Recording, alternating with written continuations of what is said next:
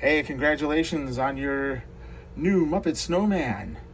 Before we get into painting, I just want to let you know that I put a white primer on him. The paint was adhering a little strangely on this filament, so the primer will help you do a little bit of a better paint job on it. It's a little extra work on my end, but I want things to work out for the best on your end. And now, on to the painting.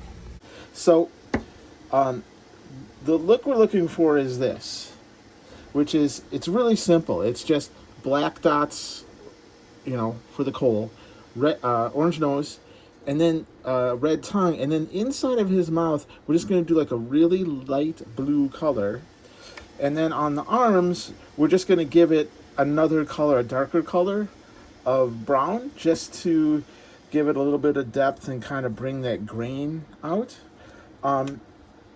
When you are finished, you'll need to glue this hat to the top of his head. And I would just take a glue that works with plastics, like a super glue or a Gorilla Glue or an industrial glue like this, and mix a little bit of baking soda with it, and that acts as an accelerant, and it makes it adhere faster as well. So it's a nice, strong, fast adhesion. You can do the same with the arms. You can glue those in there, and that would be fine. You just pose them the way you want and glue it. But what I've noticed is, especially on his left arm, it fits in there pretty good without adhesive in it. So you could just leave it like this, leave them on your shelf, and then you could pose them. Hey, how's it going? Ah! Like that.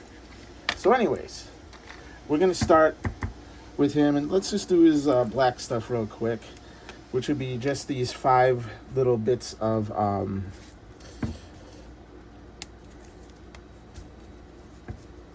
coal here. So I've sculpted these so they're at least half spheres.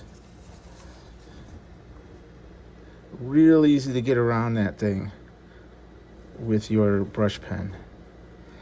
And I won't show the whole process of that. You know what I mean by that. So you'll go all the way up on the black. Okay, so now we're going to do the inside of the mouth. And the inside of the mouth is the same on the puppet as well. He's got just a lighter blue just to differentiate his mouth from the rest of his snow body. And we're going to do the top real quick, and this is a light blue. If you have these Artugan markers, it's called light blue, literally just light blue. We're going to do that first, and then we'll go back and do the tongue real quick and easy.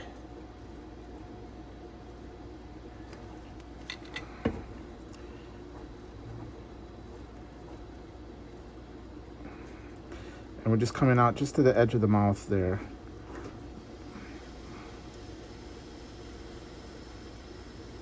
In fact, I think on the puppet it's just airbrushed. It might just be airbrushed.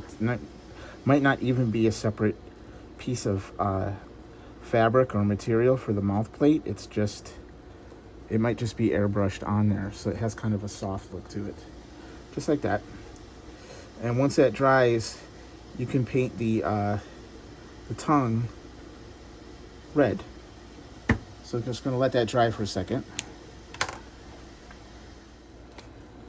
Okay, so once that's dry, we can do the tongue on the inside of the mouth, and we'll probably be able to get that nose done as well. So get in there as far as you can without getting it on the blue.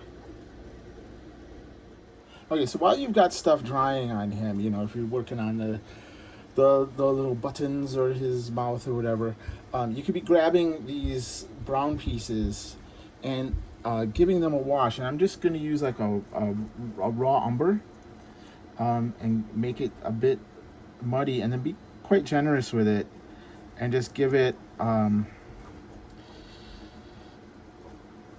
good bath in this stuff.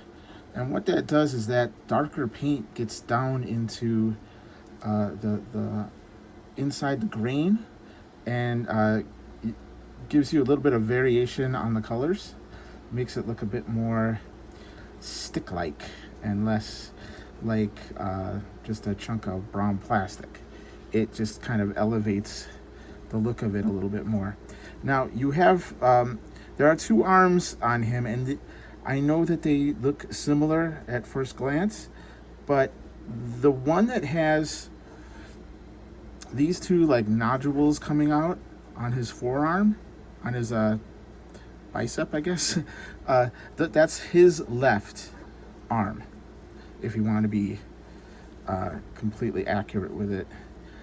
So you're going to do that. You're going to do this to both of those.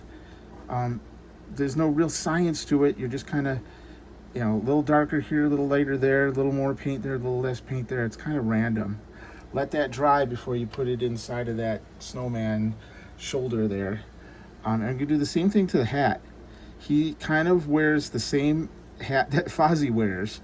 That's kind of the joke in that scene. And Fozzie's hat is just kind of like a regular, kind of like a fedora, but it's all squished down, like he's been sitting on it and throwing it in the corner and running it over with his car and everything. So you're gonna do the same thing with this raw umber, is just go in there and kind of dirty it up a little bit, kind of give it a little bit of character there. Now, one more thing that I'm going to talk about before we get to that nose. While this stuff is drying, I could talk about this stuff. My intention was to have a scarf on him when I sold him to you guys, but I could not source a material that I liked. So what I would suggest is go out and find some sort of red and white striped yarn or a shoelace or ribbon or something, and that will finish that off and kind of break up that color a little bit on him. Or you know what, if you don't want to use red and white, use whatever color you want. But if you do find a red and white one that works really well with this scale or this scale, please let me know, and maybe I can include it with future purchases. So we're gonna let those guys dry. Oh, you know what, let's just do it right now. So he's dry. His mouth is dry.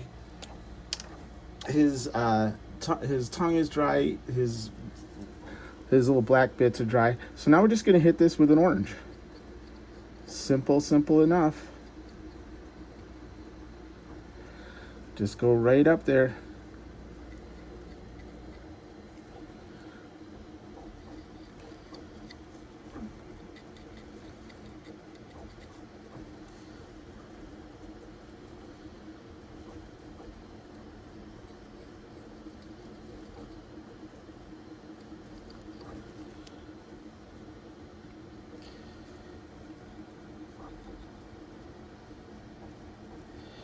And once this nose is done, we're all set. Make sure everything's dry before you start gluing things. You don't want to get that brown all over this nice pristine white of his snow.